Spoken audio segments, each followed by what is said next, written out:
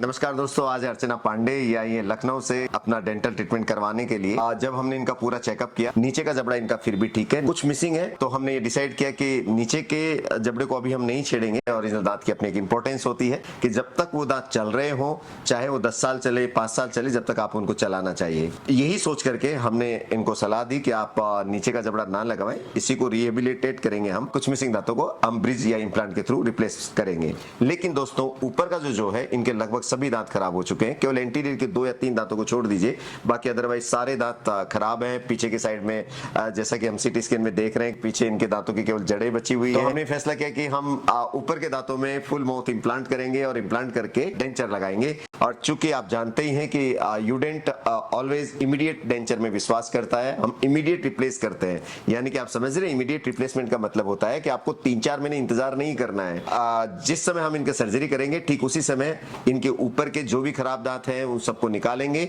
और उसी टाइम, उसी एनेस्थेसिया में हम इनके इंप्लांट डाल देंगे, ताकि 2 बार सर्जरी, पेशेंट को 2 बार सर्जरी का सामना नहीं करना पड़े। सेम टाइम में, सेम विजिट में ये दोनों काम हो जाएंगे। और दोस्तों, आप देखिएगा, बिल्कुल दर्द नहीं होता है इस सारे प्रोसीजर में। करीबन 1 घंटा लगेगा।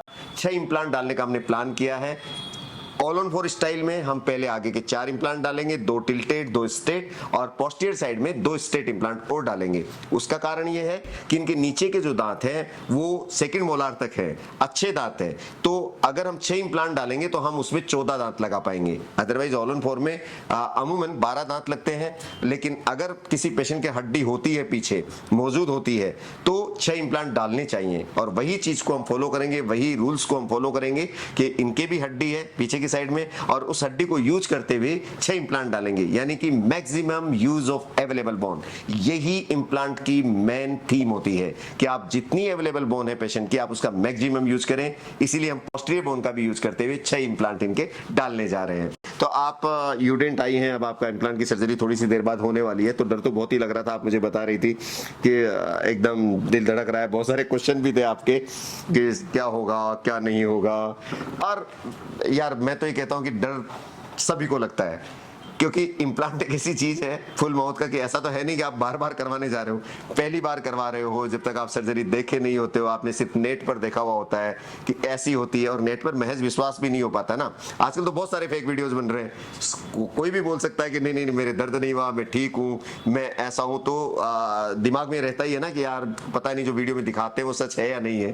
कि सर्जरी में तो चाहे डॉक्टर साहब कितना भी कुछ बोल दें कि दर्द तो थोड़ा बहुत होगा ही होगा, लेकिन मैं इनको विश्वास दिलाता हूँ। आप के सामने लाइव सर्जरी भी आप दिखाएंगे, करते हुए दिखाएंगे।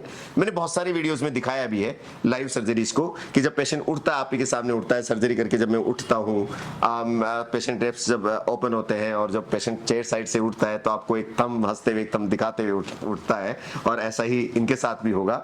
आप बिल्कुल ना डरिए। 1 घंटे की सर्जरी होगी और उसके बाद फिर आपके इम्प्लांट डल जाएंगे। फिर आपको 2 या 3 दिन का हम रेस्ट देंगे। उसके बाद मेजरमेंट हो जाएगा, और मेजरमेंट होने के बाद फिर हम आपके इनके दांत लगा देंगे। और शायद आज जो है बुधवार का दिन है, और ये अगले बुधवार तक आराम से इन्हीं दांतों से, जो इनके नए दांत लगे हुए, उनसे सब कुछ खा पाएंगी, वो भी आपको दिखाएंगे।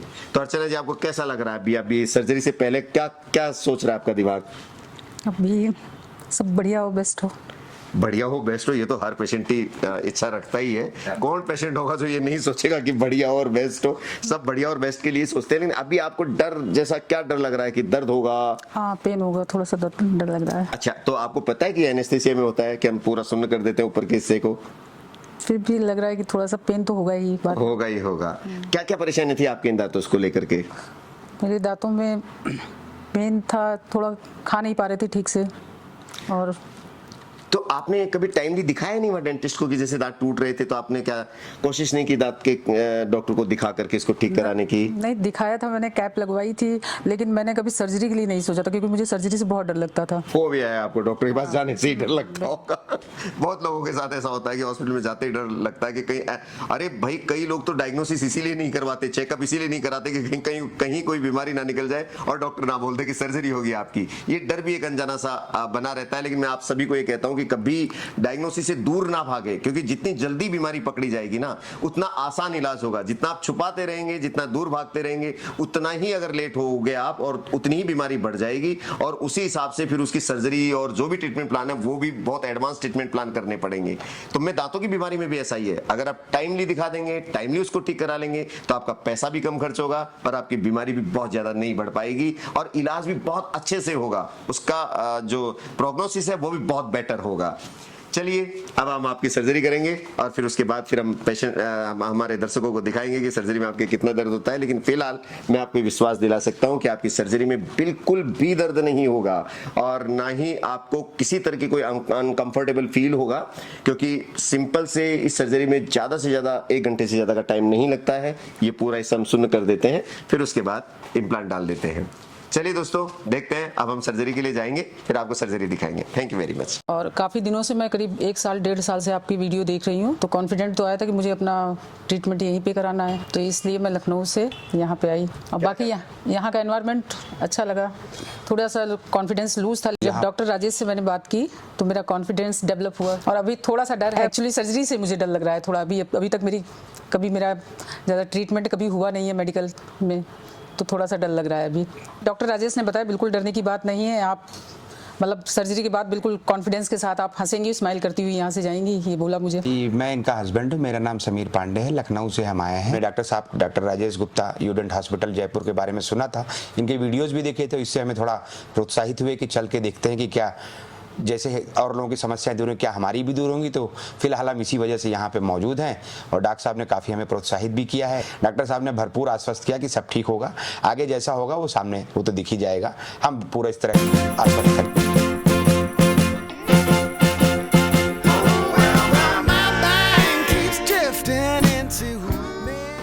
दोस्तों हम सर्जरी करने जा रहे हैं। Something long gone keeps on coming back to me.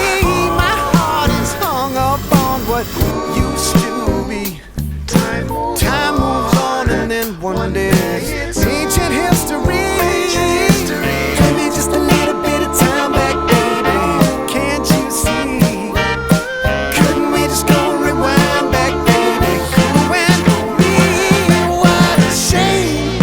I think of all the years gone by, all the yesterdays for you and I. It was a flame back then, but oh my, something set ablaze when we said goodbye. Give me just a little bit of time back, baby.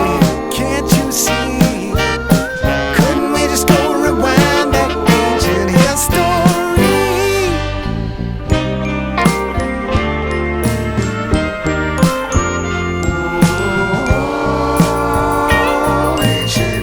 देखा आपने, ये था all on 4 technology implant की।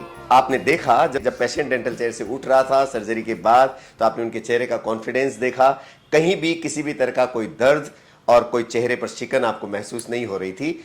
इतनी डरी हुई patient surgery के बाद एकदम कॉन्फिडेंट हो गई, वो बिल्कुल खुश थी। इसके 2 या 3 दिन के बाद हमने इनका मेजरमेंट ले लिया और मेजरमेंट लेने के बाद 7 दिन के अंदर अंदर इनके डेंचर लगा दिया। आज ये बहुत खुश है, सब कुछ खा रही हैं, खाना खा रही हैं, सारी हार्ड फूड भी ले रही हैं और 1 महीने बाद फॉलोअप के लिए बुलाया है और तब आपको इसके पार्ट 2 में दिखाएंगे कि इम्प्लांट के बाद आप सब कुछ खा सकते हैं, किसी भी तरह की कोई समस्या नहीं आती। बस सिर्फ ध्यान इतना रखना होता है कि सर्जन एक्सपर्ट हो, बहुत अच्छी प्लानिंग के साथ सर्जरी की गई हो और जो प्रोस्थेसिस वर्क आपने किया है उसकी बहुत अच्छी प्लानिंग हो, ऑक्लूजन बहुत अच्छे से सेट किया गया हो, प्रोस्थेटिकली उसको बहुत अच्छे से प्लान किया गया हो, तब जाकर के इम्प्लांट की लाइफ बहुत लंबी होती है। लंबी इतनी कि लगभग 20 से 25 साल भी हो सकती है और उससे ज्यादा भी हो सकती है। इसीलिए आपको इम्प्लांट से घबराना नहीं है। इम्प्लांट को लेकर के आपको किसी भी तरह का कोई संशय नहीं रखना है। अगर आपके दिमाग में कोई ऐसी चीज है तो आप प्लीज हमारा चैनल देखते रहिए। मैं बीच बीच में मैं ऐसे वीडियोस डालता रहता हूं और मैं कोशिश करता हूं कि इम्प्लांट से संबंधित आपकी हर तरह की क्वेरीज को सॉल्व कर सकूं। Thank you. इसी वीडियो के अगले पार्ट में हम आपको दिखाएंगे कि किस तरह से खाना खा रही हैं, किस तरह से खुशहाल अपनी ये जिंदगी वापस से जी रही हैं। Thank you very much. फिर मिलेंगे किसी नए केस के साथ। जब तक आप अपना ध्यान रखिए, खुश रहिए।